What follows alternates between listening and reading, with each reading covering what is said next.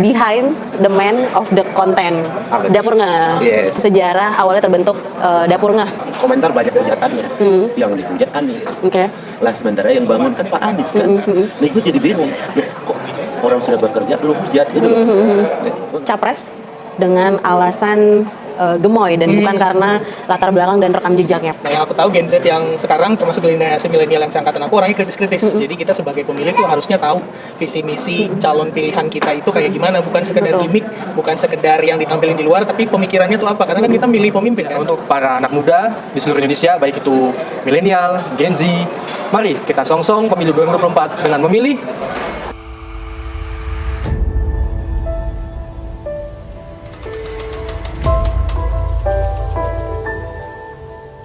Oke, saat ini kita sedang bersama pemilik akun dengan subscriber terbanyak nih Bang.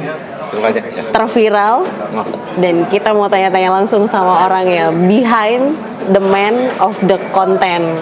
Apa? Dapur Ngeh. Yes, apa nih? Gini, Bang, ceritain dong sejarah awalnya terbentuk Dapur Ngeh. Dapur Ngeh ini yang selalu nempel sama Anies Baswedan.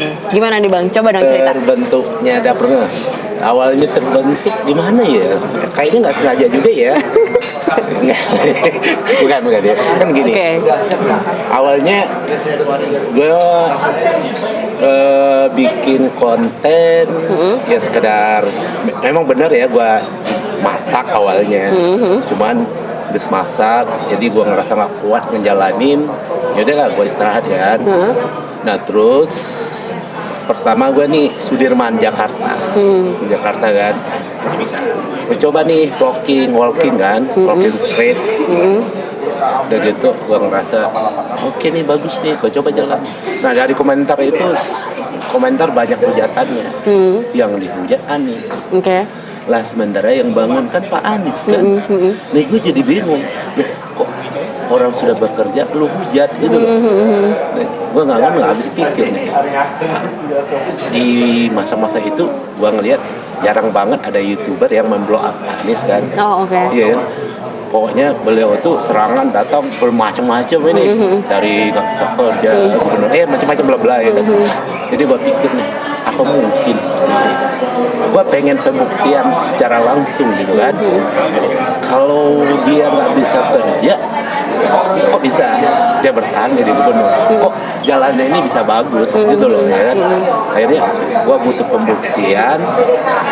Secoba nih masuk ke kampung dulu, bertemu dengan warga-warga. Saya lebih percaya masyarakat kecil daripada orang-orang yang di atas kan. Dan gue tanya nih, coba bertanya mereka, gimana? Selama di bawah kepemimpinan Pak Anies gitu kan? Ya kata mereka oke. Semuanya responnya itu yang gue dengar, gue langsung nih, orang langsungnya yang ke kampungnya kan.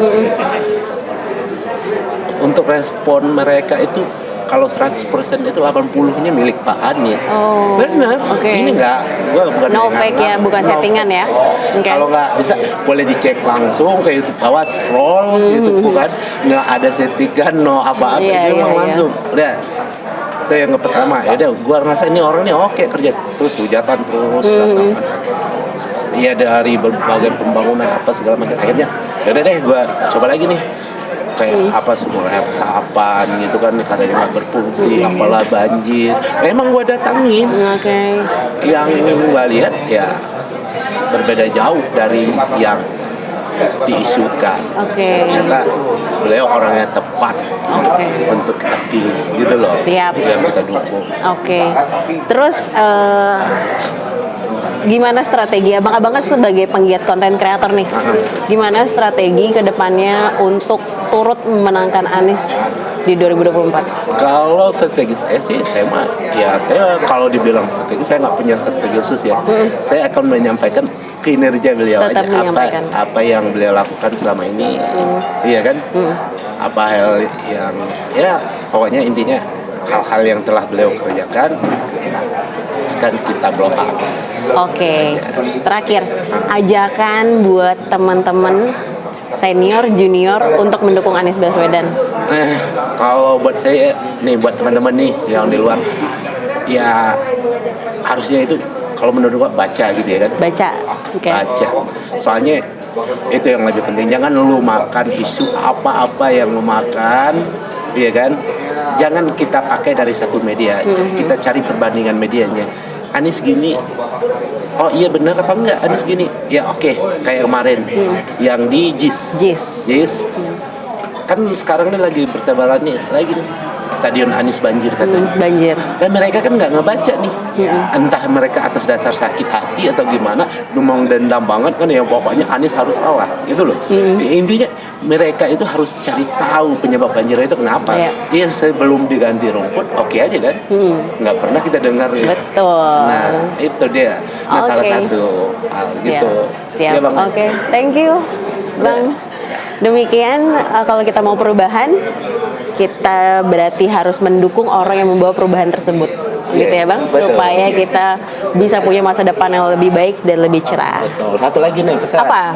Boleh. Ini kan nih banyak nih yang ngomong nih, siapapun presidennya, siapapun Iya. yang Iya, betul. terpilih, kita gini-gini aja, iya kan?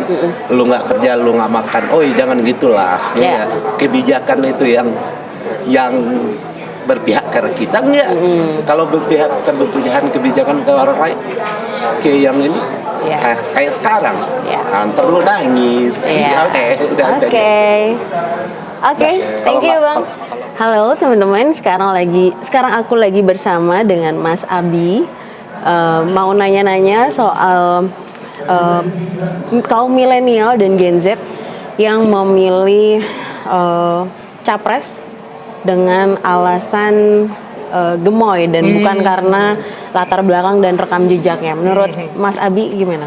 Menurut aku itu sesuatu yang bukan milenial banget ya. Kalau milenial kan apalagi sekarang DPT KPU itu menetapkan 204 juta orang DPT yang bisa milih dan 56%-nya itu milenial sama Gen Z.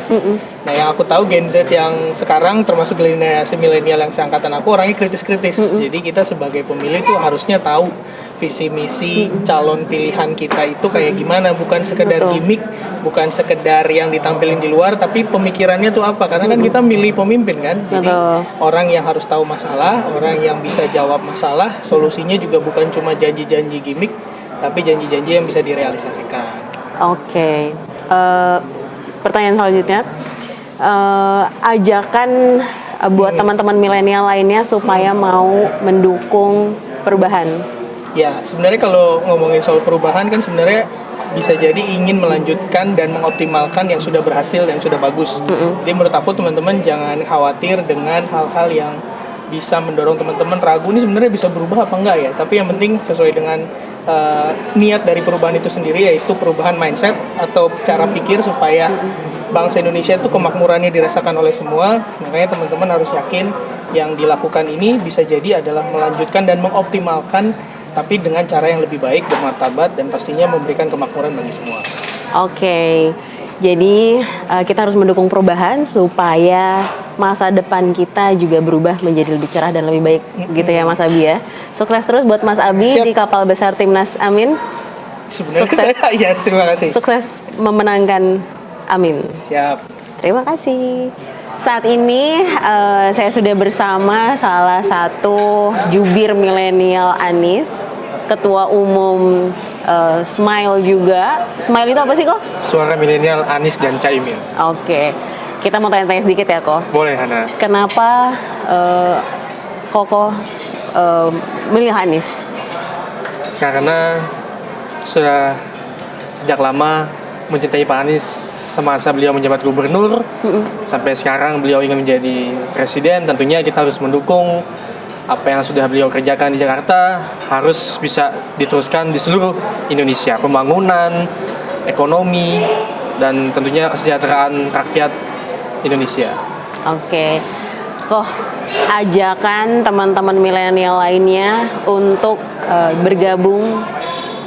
bergabung di perubahan.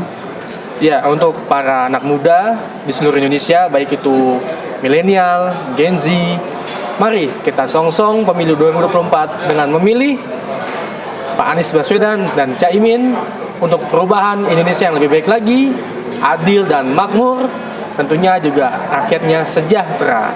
Bersama-sama kita menangkan pasangan Anies dan Imin. Oke, jadi kalau kamu mau ikut perubahan, kita akan merubah nasib kita juga ke depannya ya, Koh ya. Masa depan Indonesia ada di tangan anak muda juga. Betul. So, Oke. jangan sia-siakan kesempatan ini untuk Indonesia yang lebih baik lagi, adil dan makmur. Kita satukan Indonesia.